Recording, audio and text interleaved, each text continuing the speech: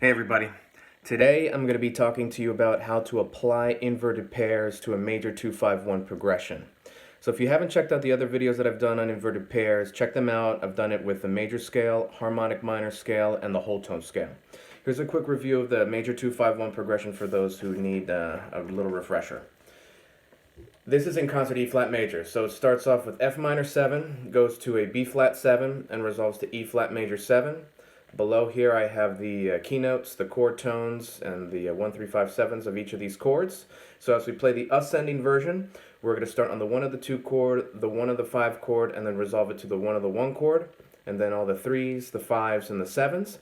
And then as we play the descending version of this pattern, we're going to start on the 7 of the 2 chord, 7 of the 5 chord, and then we resolve it to the 7 of the 1 chord. Now, interestingly enough, as we play the ascending version of this pattern, we're going to have to repeat a note. So it almost sounds like we're anticipating the chord. And then on the descending version, you're going to hear how everything lines up correctly with the scale degrees. So check this out as I play through the example, and I'll be talking it through. Starting on the 1.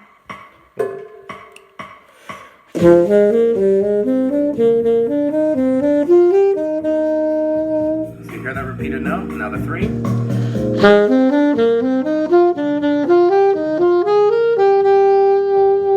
Now the 5.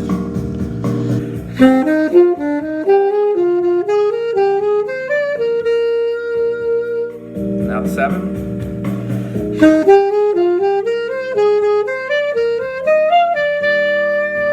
Now listen this time, starting on 7.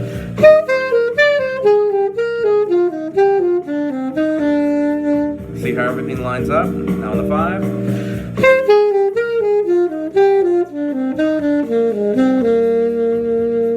Now the 3.